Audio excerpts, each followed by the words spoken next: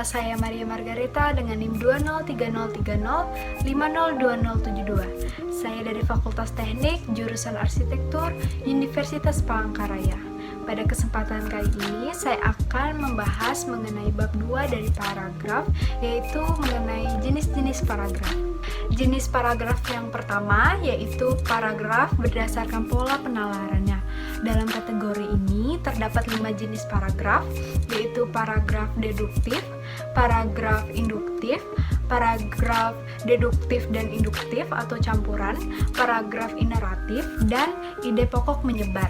Paragraf deduktif yaitu paragraf yang ide pokok atau gagasan utamanya terletak di awal paragraf dan diikuti oleh kalimat-kalimat penjelas untuk mendukung gagasan utama tersebut.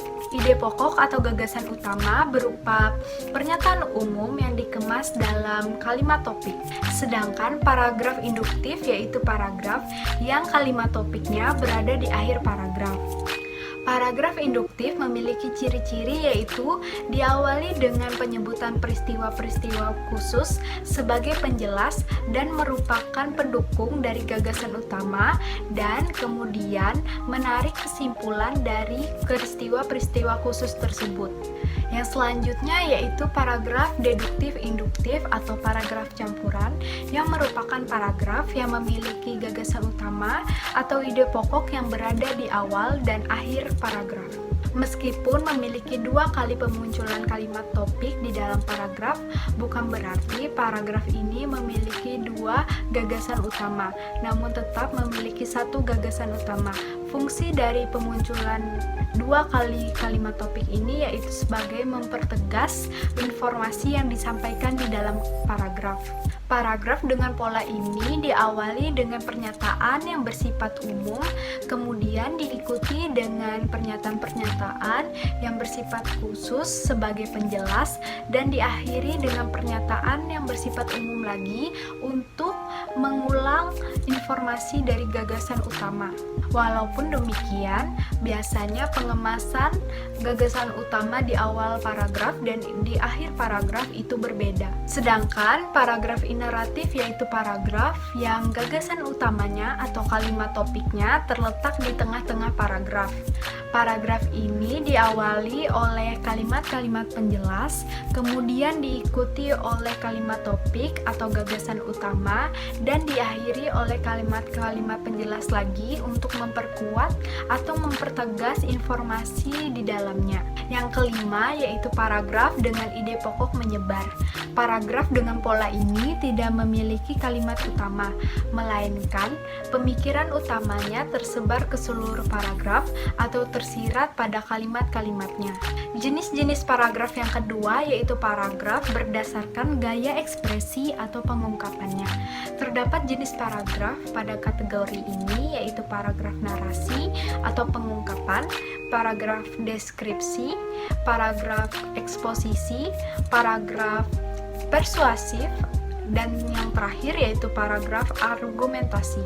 Paragraf narasi yaitu paragraf dengan gaya pengungkapan yang bertujuan untuk mengisahkan atau menceritakan suatu rangkaian kejadian atau peristiwa seperti peristiwa kenyataan maupun peristiwa rekaan atau pengalaman hidup berdasarkan perkembangannya dari waktu ke waktu, sehingga tampak seolah-olah pembaca mengalami peristiwa tersebut.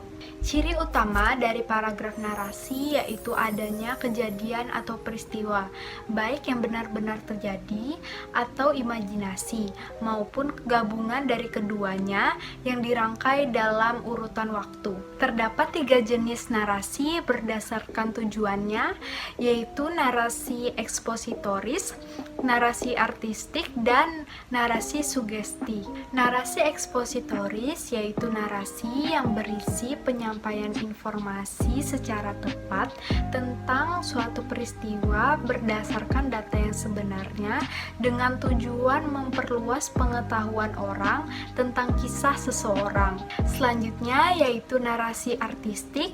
Narasi artistik yaitu narasi yang menceritakan suatu kejadian atau peristiwa dengan tujuan memberikan pengalaman estetis kepada pendengar maupun pembacanya. Sedangkan narasi sugestif yaitu narasi yang berusaha untuk menyampaikan maksud tertentu dan menyampaikan amanat secara terselubung kepada pendengar maupun pembacanya sehingga mereka tampak seolah-olah benar-benar melihat kejadian tersebut. Paragraf yang selanjutnya yaitu paragraf deskripsi. Paragraf deskripsi adalah paragraf yang berisikan gambaran tentang suatu objek maupun suatu keadaan sejelas-jelasnya dengan melibatkan kesan indera dari pembaca maupun pendengarnya.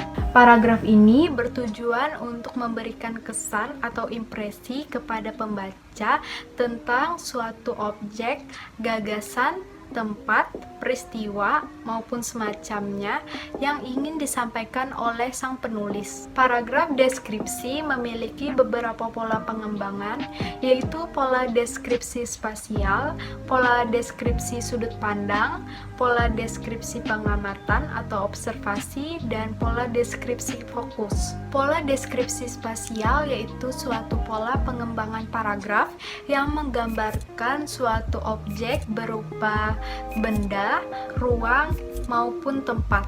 Pola deskripsi sudut pandang merupakan suatu pola sudut pandang yang didasarkan atas posisi penulis dalam menggambarkan suatu objek.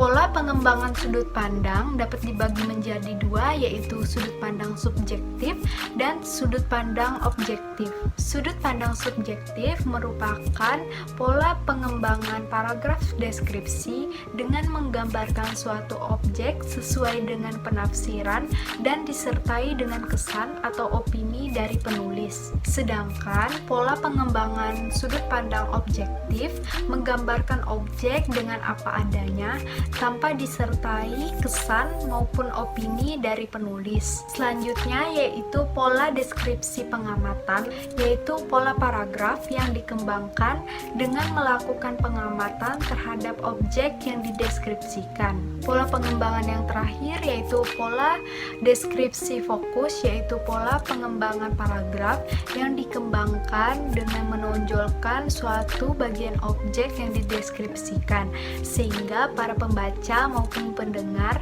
dapat terfokuskan kepada bagian objek yang dideskripsikan tersebut. Paragraf yang selanjutnya yaitu paragraf eksposisi.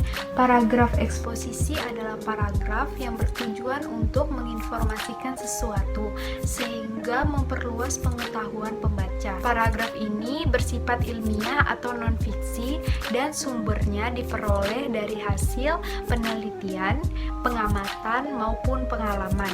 Paragraf eksposisi tidak selalu dibagi atas pembukaan, pengembangan, dan penutup, tetapi tergantung atas sifat tulisan dan tujuan yang hendak dicapai. Ciri-ciri dari paragraf ini yaitu selalu berusaha untuk menjelaskan sesuatu, gaya tulisan bersifat informatif, fakta dipakai sebagai alat kontribusi dan sebagai alat mengkonkretkan informasi. Paragraf eksposisi dapat dikembangkan melalui klarifikasi, ilustrasi, perbandingan atau pertentangan, laporan, proses, ataupun definisi. Selanjutnya yaitu paragraf persuasif. Paragraf persuasif adalah paragraf yang berisikan ajakan. Paragraf ini bertujuan untuk membujuk pembaca melakukan sesuatu sesuai dengan keinginan penulis. Agar tujuannya tercapai, penulis harus mampu menyampaikan bukti dengan data dan fakta pendukungnya. Yang kelima yaitu paragraf argumentasi. Paragraf argumentasi adalah paragraf yang membuktikan pendapat penulis sehingga pembaca menerima pendapatnya. Dalam paragraf ini, penulis menyampaikan pendapat dengan penjelasan dan alasan yang kuat sehingga mampu mempengaruhi dan meyakini pembaca. Paragraf argumentasi dapat dikembangkan melalui pola sebab akibat, yakni menyampaikan terlebih dahulu sebab-sebabnya dan diakhiri dengan pernyataan sebagai akibat dari sebab tersebut. Selanjutnya yaitu jenis-jenis paragraf berdasarkan urutannya. Pada jenis ini terdapat 3 paragraf, yaitu paragraf pembukaan atau pengantar, paragraf isi, dan paragraf penutup. Yang pertama, saya akan menjelaskan mengenai paragraf pembukaan atau pengantar. Paragraf ini merupakan pembuka untuk mengantar pembaca kepada permasalahan yang dibicarakan. Fungsi dari paragraf pembuka atau pengantar adalah untuk memberitahukan latar belakang, tujuan masalah, dan anggapan dasar dari permasalahan yang dibicarakan. Selanjutnya yaitu paragraf isi. Paragraf isi adalah paragraf yang merupakan inti dari karangan yang terletak di antara paragraf pembuka dan paragraf penutup. Di dalam paragraf inilah terdapat inti pokok pemikiran dari penulis yang dikemukakan. Banyaknya paragraf isi bergantung pada luas sempitnya cakupan informasi yang ingin disampaikan. Yang penting yaitu ketuntasan pembahasan pokok pikiran yang dikemukakan. Yang terakhir yaitu paragraf penutup. Paragraf penutup merupakan kesimpulan dari pokok-pokok pikiran dalam paragraf isi. Tujuan dari penulisan paragraf ini yaitu agar informasi yang disampaikan pada paragraf-paragraf sebelumnya terkesan mendalam dalam benak pembacanya. Sedangkan fungsi dari paragraf penutup yaitu yang pertama, menunjukkan bahwa karangan sudah selesai.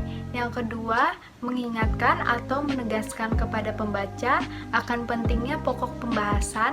Yang ketiga, memuaskan pembaca dengan pandangan baru.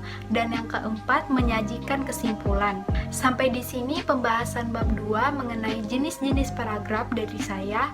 Apabila saya memiliki kesalahan maupun kekurangan, saya meminta maaf. Sekian dan terima kasih.